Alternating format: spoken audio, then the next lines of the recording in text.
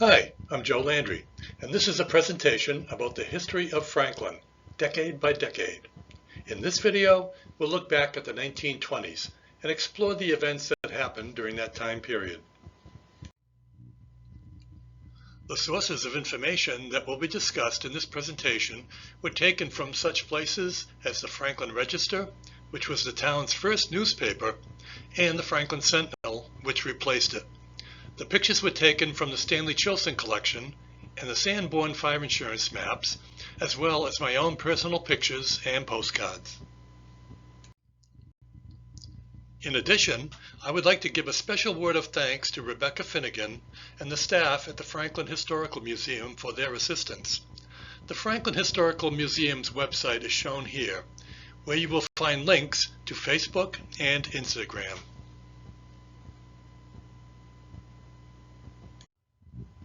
The Flax Block. In March of 1920, Harry Bullock purchased the Buttman property at Clark Square. The stores and shops that were located in the buildings on this block included Elkerton Bakery Shop, the Bachelor Store, the Ethan Allen Moore Shoe Shop, and the William Jordan Barber Shop.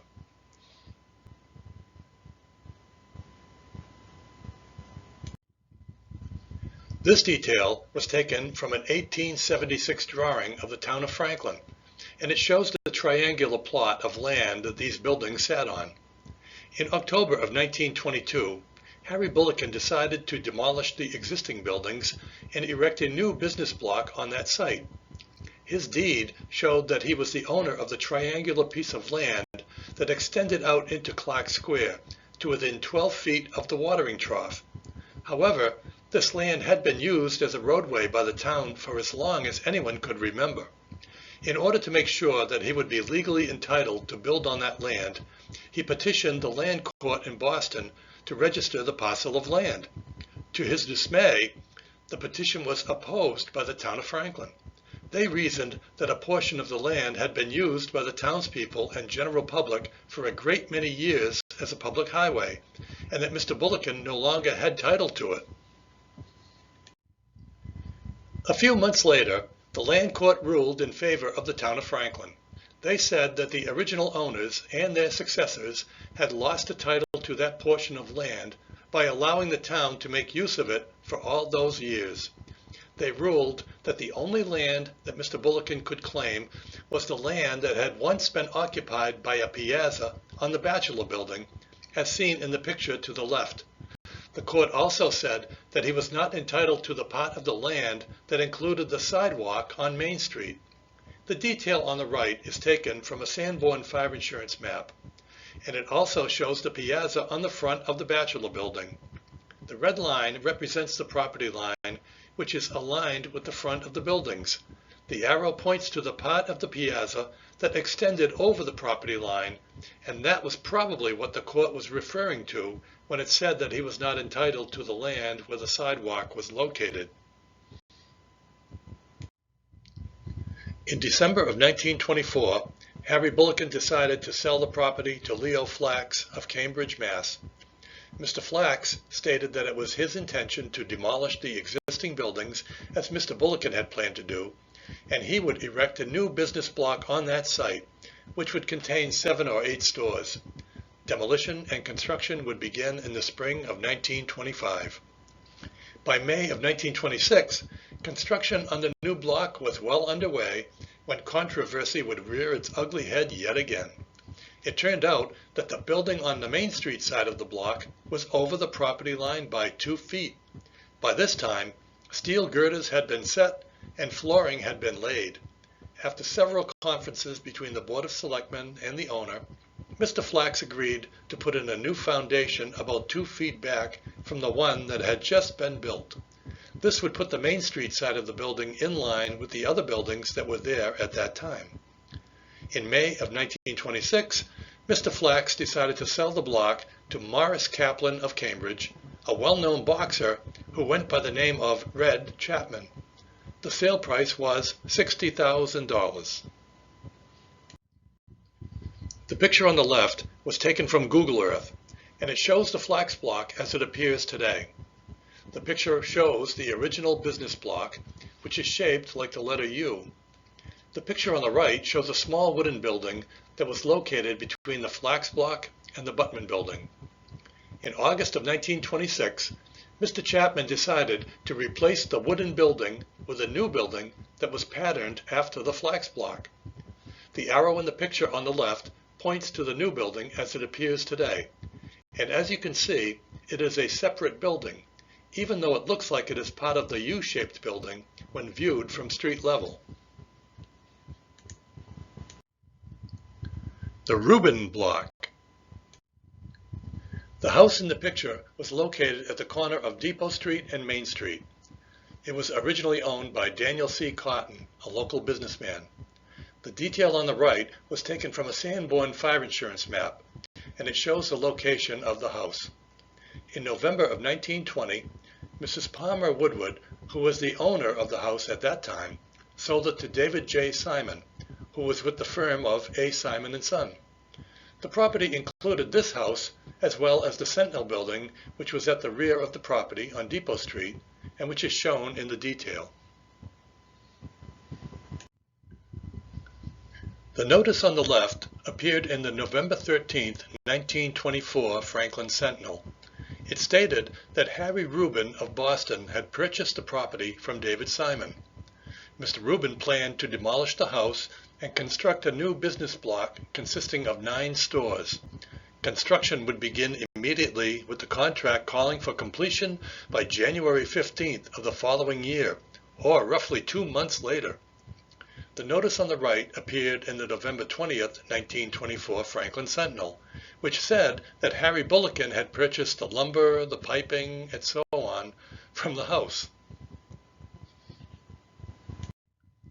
This view is taken from Google Earth, and it shows the block is made up of 3 separate buildings. The first building that was constructed is where the house once stood.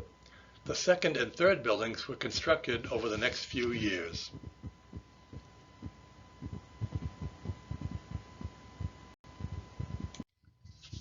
In March of 1925, which was roughly 4 months after the house was demolished, the first of 3 buildings would become occupied.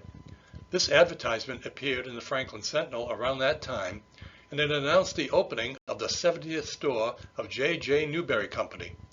It was the policy of John Josiah Newberry, the president of the company, to operate his stores on a cash-only basis. He felt that by doing away with credit accounts and dealing strictly on a cash basis, it would eliminate a lot of bookkeeping and prevent the collection of bad debts, thereby passing the savings on to the customers. In April of 1926, which was 10 months after Harry Reuben finished constructing the first building, a fire broke out in the A. Corey store and caused considerable damage. The origin of the blaze was in the rear of the Corey store. After roughly 30 minutes of firefighting, the blaze was brought under control. In May of 1926, this notice appeared in the Franklin Sentinel. It stated that the adjusters had completed their work. J.J. Newberry reopened with a smoke sale. Since the fire was confined to the Corey store, the only damage that was done to the merchandise in the J.J. Newberry store was from smoke.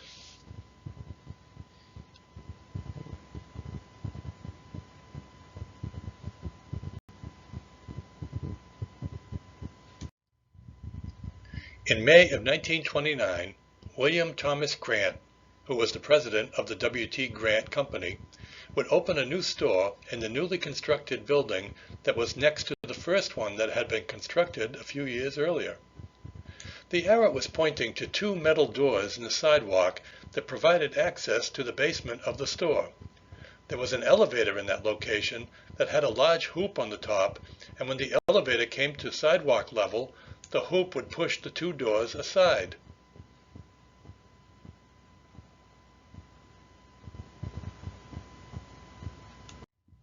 The Chilsen Block. This is the Chilsen Block, as it appeared in February of 1920, when Harry Haywood purchased the building. Mr. Haywood had planned to turn the second and third floor of the building into spaces that would be at the disposal of the Franklin service boys. He figured that the second floor could be made into an ideal club room, leaving the third floor for meetings of the organization and so on. The post office would remain on the ground floor. The William F. Ray House. In September of 1921, Edbury Enegren, the manager of Lake Pearl in Wrentham, Mass., purchased the handsome William F. Ray House on West Central Street. It had been built by the late Senator Ray, who had occupied it for many years. In later years, it was owned by Walter Mitchell, a local businessman. Dean College eventually took possession of the building, and today it is known as the Mitchell House. The Ginter Store. In September of 1921, a Ginter grocery store opened on Main Street in the A. Fletcher block. According to Wikipedia, Ginter changed its name to the First National Store in 1925 when they consolidated with the John T. O'Connor Company. This picture was taken during that time period. The woman in the carriage is Lydia Ray Peirce, the wife of Arthur W. Peirce, who was the headmaster of Dean Academy at that time. The new fire station. In October of 1922, the new Joseph G. Ray Fire Station was dedicated. It was a gift to the town of Franklin by Lydia Ray Peirce in honor of her father, Joseph G. Ray. The GAR Hall, which was located on East Street, can be seen in the picture.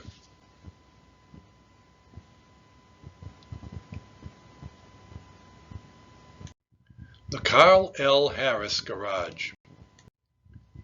In June of 1922, Karl Harris purchased a building on West Central Street where he had been operating an auto station. Harry Bullock was the seller, and he included the tenement house and land adjoining the auto station too. This picture shows the auto station as it appeared during that time period.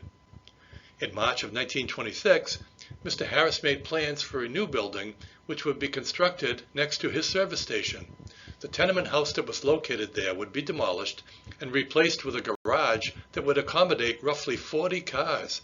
This picture also shows the garage, which was made of brick. On September 2, 1926, this notice appeared in the Franklin Sentinel, announcing the opening of the new garage the following day. A block dance was held under the auspices of the Wanwalk tribe of Red Men and Pocahontas. Tickets were 50 cents each, and the music was provided by Blanchard's Orchestra. In later years, this building became the A&P store. It was eventually demolished to make way for the White Hen Plaza. The John W. Stobert Nursery. In October of 1922, John W. Stobert completed a new 40 by 20 foot greenhouse on Cross Street. It was built between Cross Street and King Street, behind the Four Corners School. This picture shows the greenhouse from the King Street side of the greenhouse in the early 1950s.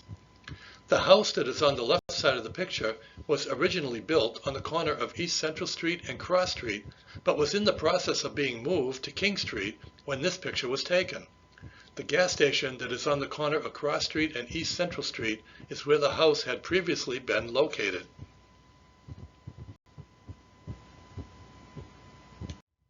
The A.J. Cataldo Block. In March of 1923, A.J. Cataldo announced that he was going to erect a two-story brick building adjoining his present store. The wooden building that is shown in the picture was demolished, and the new building would occupy that site. It would have a frontage of 63 feet and was 60 feet deep. There would be 4 stores at street level and 7 offices on the second floor.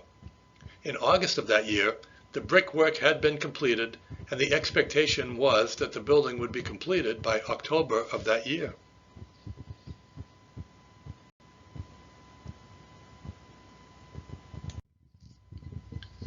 This picture shows the completed A.J. Cataldo Block as it appeared in the 1940s.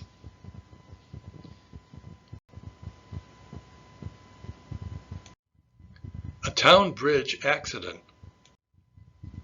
In April of 1923, A 20-year-old man named John Powers from Hopedale drove his car through the fence on the westerly side of the bridge in Clark Square and fell down a distance of about 30 feet to the railroad tracks below. He escaped with nothing more than a broken nose. This happened on a Sunday at about 2 o'clock in the morning. Although the chassis and engine was still intact, the rest of the car was demolished. He was later arrested by Police Chief Brady Knowlton for operating a car without a license. St. Mary's Chapel Building. On a Wednesday morning in May of 1923, the St. Mary's Chapel building caught fire. Even though prompt action was taken by the fire department, the building was destroyed by the fire. It was not known if the fire was caused by defective wiring or if it was from candles.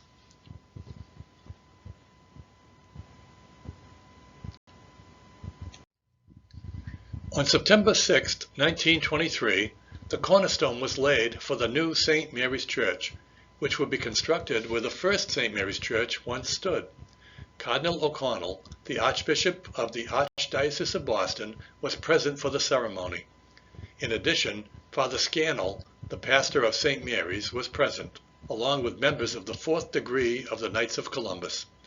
After the Cardinal finished laying the cornerstone, he deposited a box containing data of the parish, newspapers and articles in the stone, which was then closed.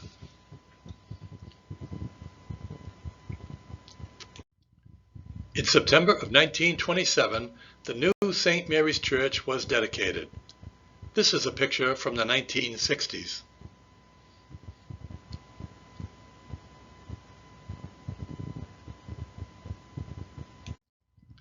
The Franklin Hospital. This notice appeared in the August 16, 1923 Franklin Sentinel. It said that a private hospital had been established at 304 Main Street. As the notice states, it was the first private hospital to be established in Franklin. The picture was recently taken from Google Earth, and it shows the house that is currently at that address. The street at the top of the photo is Highland Avenue. It is unclear if this is the same house that the hospital was established in. The Davis Thayer High School. In June of 1924, Bernard S. Dauphiny purchased the Franklin House for $555 and was allowed 60 days to remove it from the site so that a new high school building could be constructed on that site.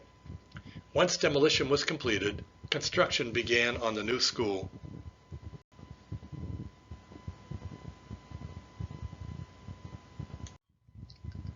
In September of 1925, the new Davis Thayer High School opened.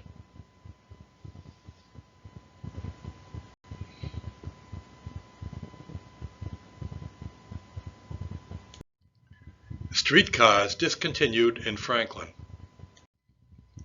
In October of 1924, it was announced that the Milford, Attleboro, and Woonsocket Street Railway would be discontinued. This decision was made because of poor financial returns and the fact that other lines were discontinuing their service too, making any through trips or continuous trips impossible. In lieu of the streetcars being eliminated, buses would make the same trips to Milford, Woonsocket, and Wrentham, and they would run the same schedule as the streetcars did.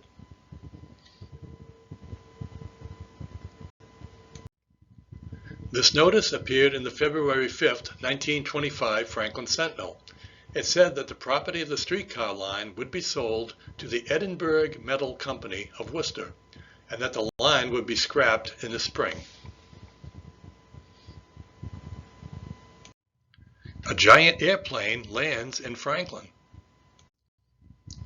According to the notice in the Franklin Sentinel from August of 1925, a giant airplane made an emergency landing in a big field on the Oscar Swanson estate at The Mount. The plane was carrying 8 people and was on its way to Boston from New York when they were forced to land because of a low supply of gasoline. A new supply was obtained from Karl Harris's filling station on West Central Street. The passengers were cordially received at the Swanson house overnight. The plane was scheduled to take off the next morning at 6:30 a.m., but didn't take off until after 8 a.m. By the time that the plane did take off, hundreds of people had gathered. According to the notice, this plane once carried 2 pianos. The Franklin High School Band is formed. In February of 1926, Franklin High School organized its first band. Mr. Albert Patty, the principal of the school, was the band's leader. The band consisted of the following people: Edward Fitzgerald, Jack Whalen, Raphael Costello, and Romeo Hoole on the cornet, Harold Smith, George LeClaire, and William Cody on the saxophone, Frank DeLucia on the piccolo, Lincoln Dana, Schuyler Clapp, and Lawrence Keating on the drums. The new Charles H. Lawrence Diner. In March of 1926, Charles H. Lawrence prepared to replace his existing lunch cart, which was next to the Metcalf Block, with a new up-to-date cart from the Worcester Lunch Car Company. 1 month later, the new lunch cart was fully operational.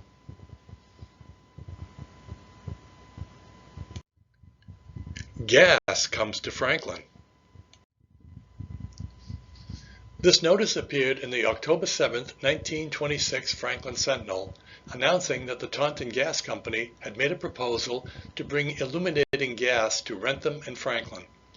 Gas lines had already been laid to Foxborough and were being run to Walpole at that time. A number of people had been interviewed to determine their thoughts about the proposal, and it was found that there was a favorable attitude towards the project. A new movie house. In December of 1926, a notice appeared in the Franklin Sentinel which said that a new moving picture house was being planned for the Harry Davis property at the corner of East Central Street and Summer Street, next to the Morse Opera House. The property was to be transferred to George R. Moore, who had years of experience in the business, and David Weber, who was the proprietor of the Weber Duck Inn. The selectmen sanctioned the project with the understanding that the new building would not contain more stores, as they felt that there were plenty of available stores at the present time, and they felt that empty stores would not add to the appearance of the street. However, the moving picture house was never built. The Thompson National Press Company. In July of 1927, the Golding plant at the end of Dean Avenue was sold to Thompson National Press Company, a Long Island concern. The company purchased the land and the contents of the business for an undisclosed sum of money. The plant was ready for manufacturing and would employ a minimum of 140 machinists, machine operators, assembly hands, and helpers, with a weekly payroll of approximately $6,000. The Dean Academy Memorial. In November of 1927, a memorial was dedicated in front of Dean Hall to remember those who died in the Great War.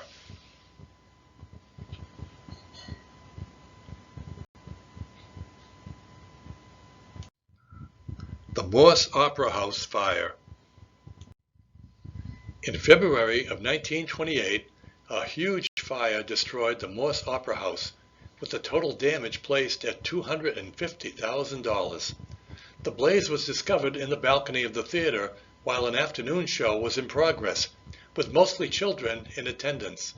Fortunately, everyone was able to escape without any injuries being sustained. Mrs. Louise Costello stayed at the piano and played lively music while everyone filed out of the building. This prevented panic, and it helped to keep everyone calm. The brick building at the corner of Cottage Street was heavily damaged, but the damage was confined mostly to the 3rd floor, which was not replaced when the building was repaired. That building is still standing there to this day.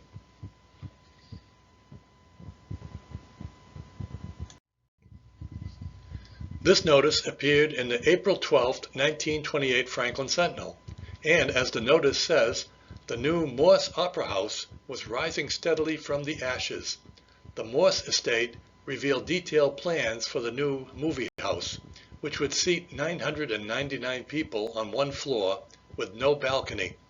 The floor would be pitched to give maximum vision. In October of 1928, the new Morse Theater opened for business. The first movie that would be shown was The Water Hole, which was a Zane Grey story. This was a silent movie, as the theater was not equipped for sound at this time. The theater would receive sound equipment a few years later.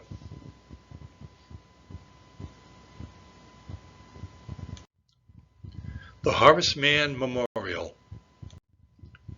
In May of 1929, a memorial stone was placed at the birthplace of Horace Mann on East Central Street. Horace Mann, who was born in Franklin in 1796, was considered to be the founder of the public school system in the United States.